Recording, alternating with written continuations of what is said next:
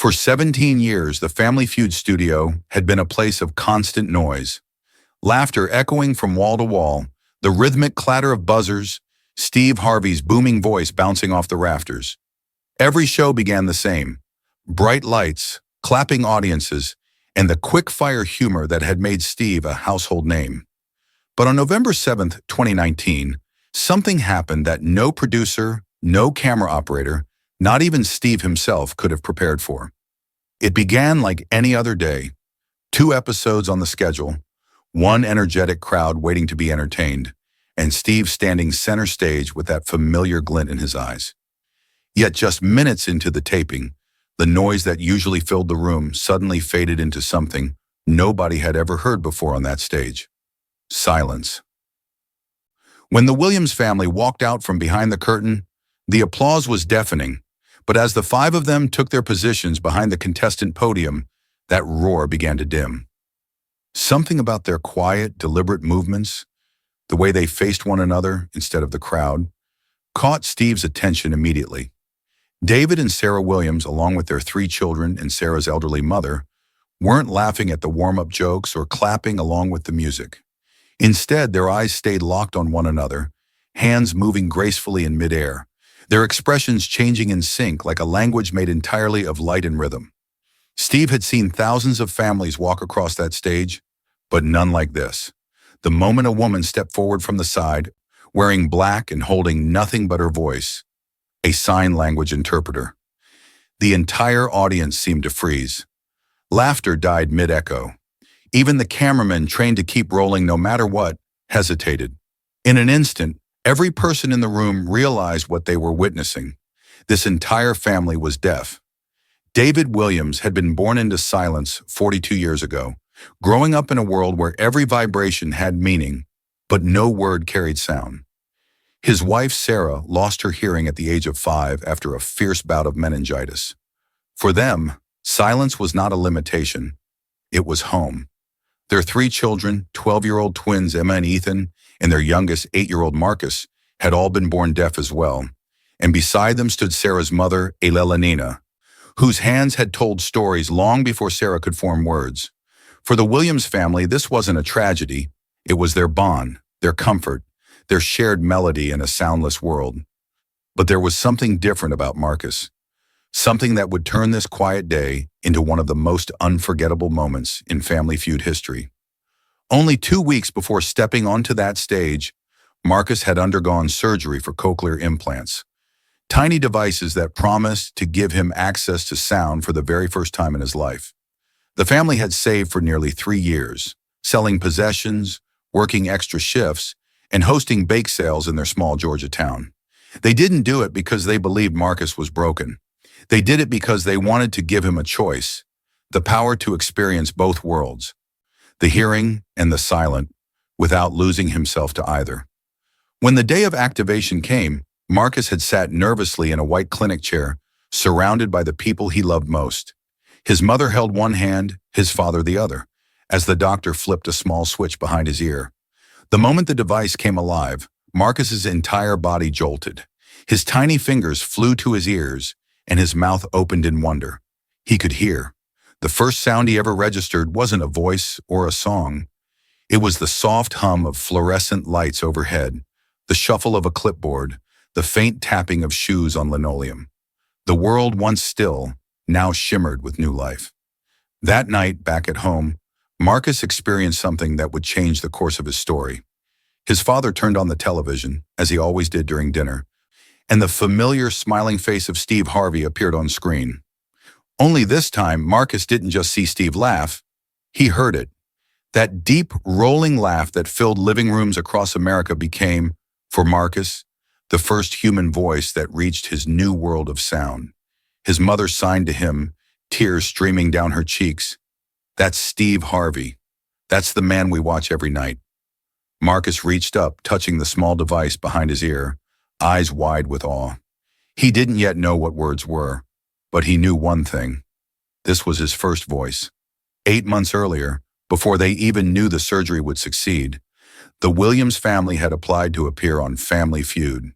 It was their nightly ritual, sitting around the table, signing answers, laughing at Steve's reactions they couldn't hear, but somehow still understood. When the acceptance email arrived, Marcus had signed with excitement. One day I'll hear him for real. His parents smiled gently, not knowing that fate would make that dream come true in front of cameras, lights, and millions watching from home. As Steve looked at the family that afternoon, their matching blue shirts, their bright smiles, and their quiet unity, he didn't yet know that within minutes, a single boy's trembling words would bring an entire studio to tears. Steve Harvey stood behind his podium, cue cards in hand, flashing that practiced smile every television host learns to perfect. But as he looked at the Williams family, he couldn't help noticing that something about this moment felt heavier, slower, deeper. Maybe it was the quiet. Maybe it was the way David and Sarah's eyes moved with purpose, their hands flickering through the air like poetry. Or maybe it was the smallest one, Marcus, who stood just a little closer to his father, watching Steve with a curiosity that seemed to go far beyond the usual awe of meeting a celebrity. "All right, give it up for the Williams family," Steve announced, his voice booming across the studio as the crowd cheered. Yet even as the applause thundered, he saw that the family's smiles came not from the sound, but from watching the interpreter's hands. They clapped along to a rhythm they could not hear, a rhythm they felt. When the cheering settled, Steve leaned forward, his usual quick wit replaced with gentle respect. "Hey there, Williams family," he said warmly. The interpreter translated, and as David signed back, Steve felt something unfamiliar, the weight of silence between each exchange. Every word carried meaning. Every pause mattered. Through the interpreter, David introduced his family, his wife Sarah, his mother-in-law Elanina, and his twins, Emma and Ethan.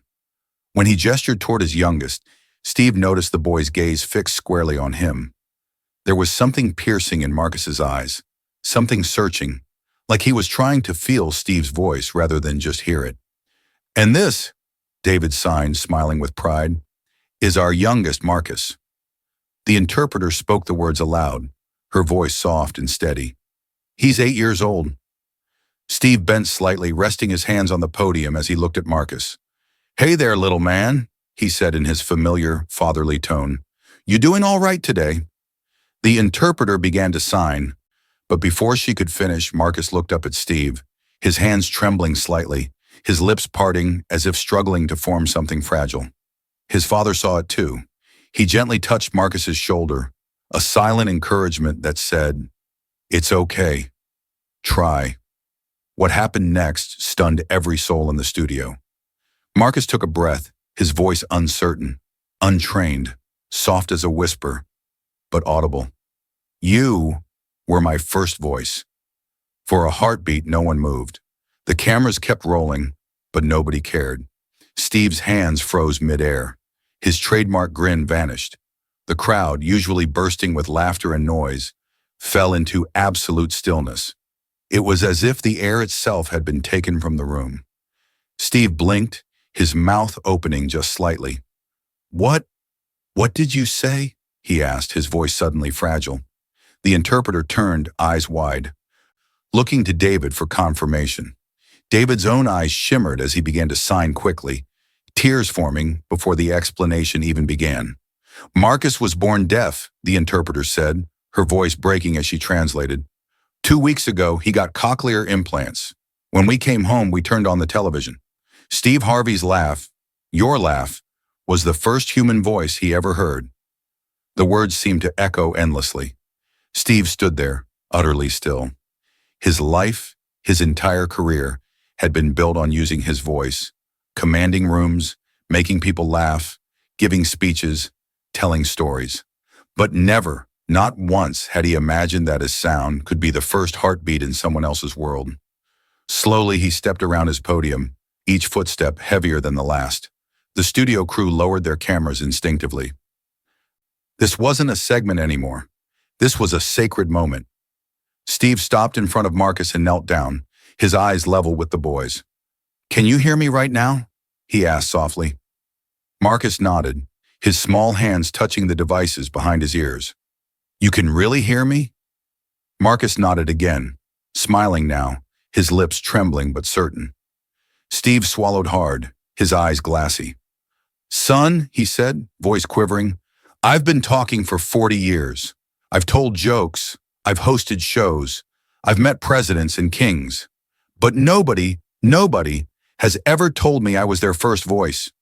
He reached out slowly, resting his hand on Marcus's shoulder, the gesture gentle and full of reverence.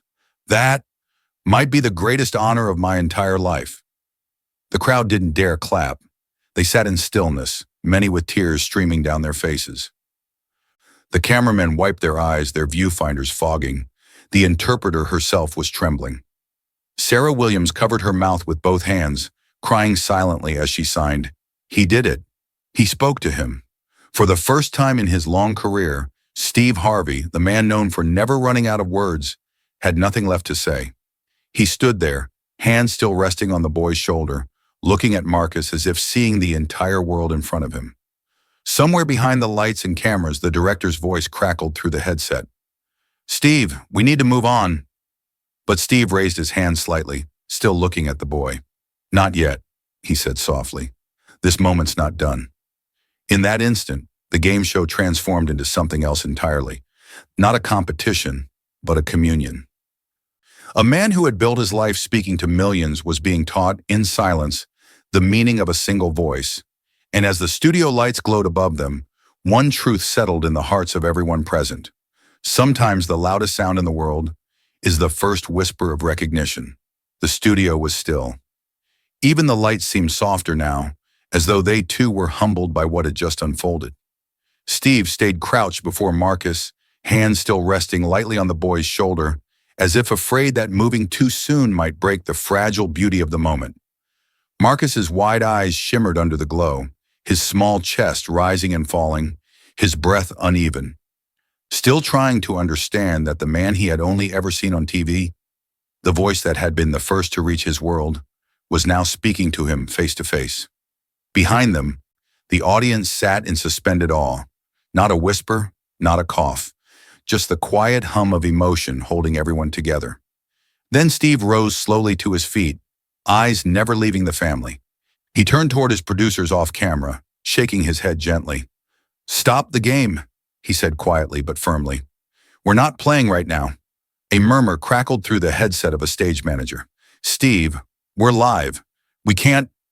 I don't care, Steve said, his voice deep and steady, carrying the weight of something far bigger than a show. This moment, this family, this matters more. The director hesitated, then motioned to cut. The bright red tally lights above the cameras dimmed.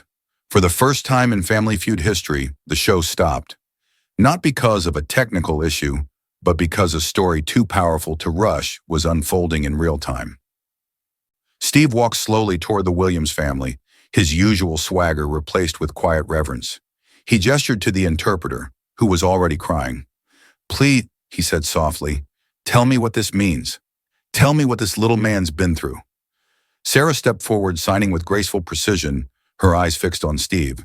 The interpreter translated each motion, her voice breaking with every few words. Marcus was born deaf. We knew it from the start. We never saw it as something broken. It was just part of who he was. But when he turned 5, he began asking us what sound felt like. He would press his hand to our throats when we spoke, trying to catch the vibrations, trying to imagine what it was like. Steve nodded slowly, his throat tightening. He glanced down at Marcus, who was now tracing his fingers along the edge of the podium, listening to every word. We told him, the interpreter continued, that sound is just another way the world speaks, like light or touch. But Marcus kept dreaming of hearing the laughter he saw on our faces. When we told him about the implants, he was scared. It was a big surgery. It took us 3 years to save the money. We worked overtime, sold what we could. Not because we thought he needed it to be happy, but because we wanted him to have the choice, the chance to hear if he wanted to. Steve swallowed hard, pressing a hand to his chest. You gave him a gift, he whispered. Sarah smiled faintly through tears. We just gave him a door. He chose to walk through it. The interpreter paused, breathing shakily, before continuing. When they turned it on, the first thing Marcus heard wasn't a voice. It was a light hum, the sound of the room. But that night, when we turned on the TV, your show came on. Your laugh filled the room. And Marcus? He looked at us and touched his ears. That was the first time he smiled because of a sound. He didn't understand what you were saying, but he understood joy. That laugh became his first voice. By now, tears streamed openly down Steve's face. The crew members behind the cameras stood motionless, their eyes glistening. Some clutched their headsets, pretending to be busy just to hide their emotions. Steve turned back to Marcus, voice shaking but full of warmth. "Son," he said, "I've done a lot of things in my life. I've made people laugh. I've made people cry. I've given out prizes. I've told a lot of jokes. But I ain't never been somebody's first voice. That's a blessing I don't deserve." Marcus smiled shyly, touching his ears again. The sound of Steve's voice, that deep, rich tone, had become something sacred. Every vibration carried meaning. Every syllable was a miracle. Steve turned back toward the crew, voice suddenly resolute. "Get the Steve Harvey Foundation on the phone," he said. "Right now." One of the producers blinked, startled. "Sir?" "You heard me," Steve said. "We're doing something. This boy, this family, they've shown me something I can't unsee. There are other kids out there who can't afford what Marcus has. We're going to change that." The interpreter signed quickly to the family, and as Sarah and David realized what Steve was saying, they covered their faces in disbelief. "From today," Steve declared, "we're starting a fund, the Marcus Williams Hearing Fund. Every child who needs implants but can't afford them, we're going to help, in his name." Applause erupted, raw, uncontrolled, thunderous. But for Marcus, it wasn't just noise. It was sound. He could hear it, the wave of cheers crashing around him. His eyes widened, lips parting in astonishment as tears welled up. He turned to his parents, signing frantically. "It's loud, they're cheering for us." Sarah laughed through her tears, nodding. Steve knelt beside him once more, his voice trembling with pride. "That's the sound of love, son. That's the sound of people hearing your story." And in that moment, surrounded by lights and tears, applause and gratitude, a boy who had lived his life in silence finally heard what it meant to be celebrated. And a man who had built his world on words finally understood what they were truly for. The applause thundered across the studio, rolling like a wave that refused to fade. Steve Harvey stood tall beside Marcus, his hand still resting proudly on the boy's shoulder. The cameras, which had long stopped following the script, captured something far more powerful than a game show victory. They captured a moment of human connection that transcended words, applause, and fame. Marcus was grinning from ear to ear, eyes wide with wonder as he soaked in every vibration, every cheer, every sound that filled the air around him. For the first time in his young life, he could hear joy, not just see it. When the show resumed, it no longer felt like entertainment. It felt like purpose. Every question Steve asked, he spoke slower, clearer, leaning slightly forward as though each syllable was a gift he wanted Marcus to unwrap. The interpreter stood by, translating into signs for the rest of the family. But Marcus didn't look away from Steve once.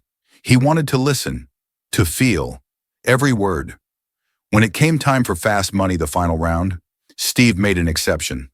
"Marcus," he said, kneeling beside the boy once again, "I want you to hit that buzzer for your family, okay? That's your job. You ready?" Marcus nodded eagerly, his hands trembling with excitement. When the final answer rang in and Steve shouted, "Survey says," the board lit up in flashing gold and the Williams family erupted in tears. They had done it. They'd won $20,000. Steve guided Marcus's hand to the buzzer for the final strike. And the moment it clicked, the studio exploded with applause once more. This time, Marcus didn't flinch.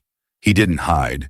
He stood proudly in the middle of that roaring sound, eyes bright, laughing out loud for the very first time in his life. When the taping wrapped, the crew didn't move. No one wanted to leave. Steve pulled the entire Williams family into a hug, holding them close as though they'd known each other for years. Cameras flashed, but this wasn't about publicity. It was about legacy. He looked down at Marcus one last time before they walked off stage.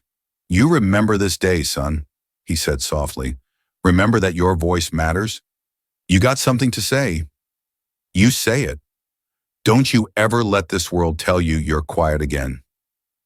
3 weeks later, the episode aired. Within hours, clips flooded every corner of the internet. Viewers wept across continents as they watched the little boy whisper those words. You were my first voice. Within 24 hours, the video surpassed every previous Family Feud record. By the end of the week, it had reached over 100 million views. But what mattered most wasn't the views. It was what came next. Donations began pouring in, $5, $10, $100, from strangers around the world who were moved by Marcus's courage and Steve's promise. Within a month, the Marcus Williams Hearing Fund had raised over $5 million. And from that seed, planted in the silence of a studio, hundreds of children across the country began receiving their first chance to hear. Letters came from families, some written in English, others in trembling handwriting or signed in photographs, thanking Marcus for showing them hope. In every message, there was a common thread. You gave our child a voice. Back in Atlanta, the Williams family returned home to a life that looked the same, but sounded entirely new. Marcus began speech therapy, learning how to shape sounds into words.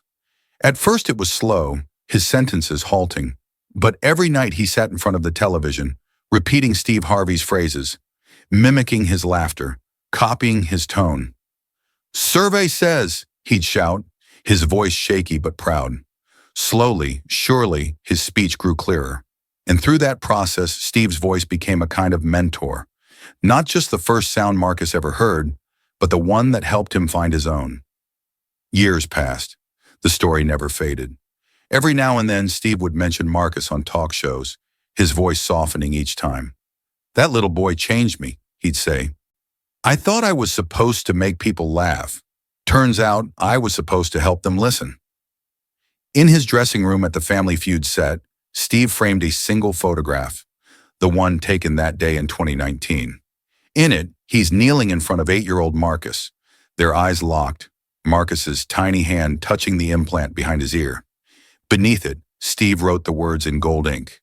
My first voice, the greatest honor of my career. Today, Marcus Williams is 13 years old. He's fluent in both sign language and spoken English. He's traveled across schools and conferences, standing before audiences both deaf and hearing, teaching them that silence and sound are not opposites. They're companions. Sound gave me access to the world, he says now, his voice clear and strong. But silence taught me to listen. He's become an ambassador for the deaf community, bridging two worlds with every word he speaks. And every night, when his family gathers at the dinner table, the television still flickers with familiar lights, and Steve Harvey's laugh still fills their home. Sometimes Marcus smiles quietly, touching the small device behind his ear. That laugh, he says, was my beginning. And somewhere in another studio, miles away, Steve Harvey looks at that photo, remembering the day a little boy reminded him what a voice is truly for. Not to be heard by millions, but to reach one. Because sometimes the greatest sound in the world is the moment someone finally hears they belong.